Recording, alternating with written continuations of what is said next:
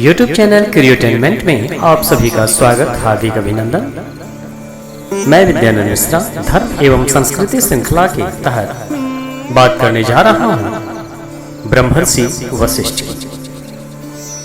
सब साधन कर यह फल भाई, भजिय राम सब काम बिहाई। कहा गया है कि मित्रा वरुण से श्री वशिष्ठ जी की उत्पत्ति हुई है और फिर निमि के शाप से देह त्याग कर वे आग्नेय पुत्र हुए।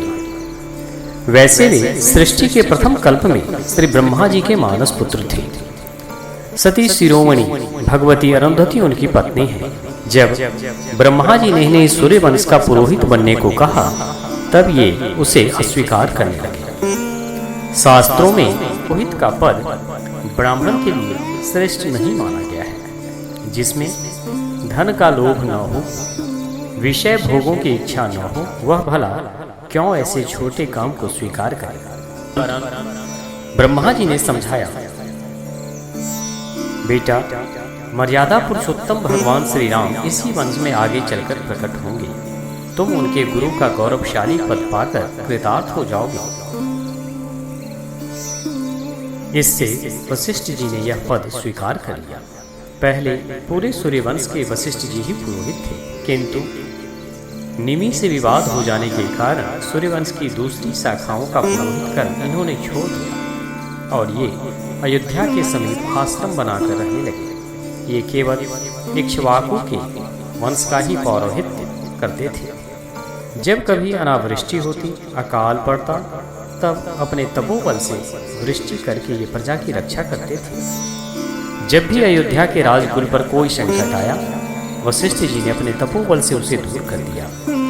भगीरथ जब तपस्या करते हुए गंगा जी को लाने के विषय में निराश हो गए, तब वशिष्ठ जी ने ही उन्हें प्रोत्साहित किया और मंत्र बताया। महाराज दिलीप के कोई संतान नहीं होती थी, तब संतान के लिए नंदिनी गौ की सेवा बताकर राजा का मनोरथ श्री वशिष्ठ जी ने ही पूर्ण किया।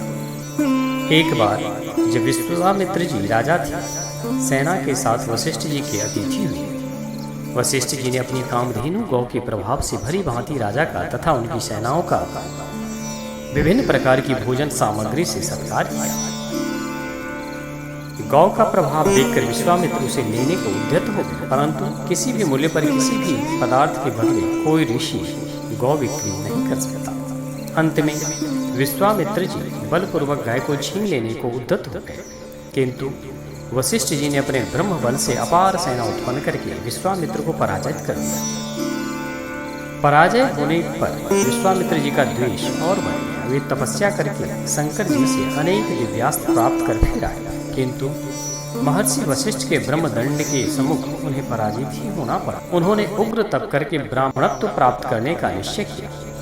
विश्वामित्र जी ने महर्षि वशिष्ठ के 100 पुत्र मार दिए, किंतु ये महर्षि तो क्षमा की मूर्ति ही थी। विश्वामित्र पर इनका तनिक भी रोष नहीं था। एक दिन रात्रि पहर में छिपकर विश्वामित्र जी जब इन्हें मारने आए, तब उन्होंने सुना कि एकांत में वशिष्ठ अपनी पत्नी से कह रहे हैं, इस सुंदर चांदनी रात में तप करके भगवान को संतुष्ट करने का प्रयत्न तो कोई विश्वामित्र जैसे बड़भागी ही करते हैं। अपने शत्रु की एकांत में भी प्रशंसा करने वाले महापुरुष से द्वेष करने के लिए विश्वामित्र जी को बड़ा पश्चाताप हुआ। वे शस्त्र फेंक कर महर्षि के चरणों पर गिर पड़े। वशिष्ठ जी ने उन्हें हृदय से लगा लिया और ब्रह्मर्षि स्वीकार किया। भगवान श्री राम को शिष्य रूप में पाकर वशिष्ठ जी ने अपने पौरोहित्य और योग वशिष्ठ जैसे ज्ञान के मूर्त रूप ग्रंथ का उन्होंने श्री राम को उपदेश किया। वशिष्ठ संहिता के द्वारा उन्होंने कर्म के महत्व एवं आचरण का आदर्श लोक में स्थापित किया। उनके अनेक विस्तृत चरित्र पुराणों तथा अन्य शास्त्रीय ग्रंथों में है। उनका जीवन तो श्री राम के प्रेम की मूर्ति ही है। उनका एक ही दृढ़ निश्चय था, राखे राम रजाए रुख, हम सब कर हित होई। श्री भरतलाल जानते थे कि यदि गुरुदेव आज्ञा करें तो रघुनाथ जी वन से अयोध्या लौट चलेंगे, किंतु वे यह भी जानते थे, मुनि पुनि कहब राम रुख जानी। श्री राम की क्या इच्छा है यह जानकर महर्षि सदा उसके अनुकूल ही चलेंगे। श्री राम की इच्छा में अपनी इच्छा को उन्होंने एक कर दिया था। आज भी जगत के कल्याण के लिए वशिष्ठ जी देवी अरुंधति के साथ सप्तऋषियों में स्थित हैं। प्रेम से बोलिए ब्रह्मर्षि वशिष्ठ जी की जय। हे भक्तजनों, ये वीडियो आपको कैसी लगी ये कमेंट बॉक्स में कमेंट कर अवश्य बताएं। साथ ही अनेक भक्तों की कहानी सुनने एवं देखने के लिए हमारे YouTube चैनल पे लगातार बने रहें तथा सब्सक्राइब करें, जिससे कि ब्रह्मर्षि नारद, श्री ब्रह्मा, शंकर जी, गणेश जी आदि जैसे बड़े बड़े भक्तों के बारे में आपको सही और सटीक जानकारी मिल सके। धन्यवाद।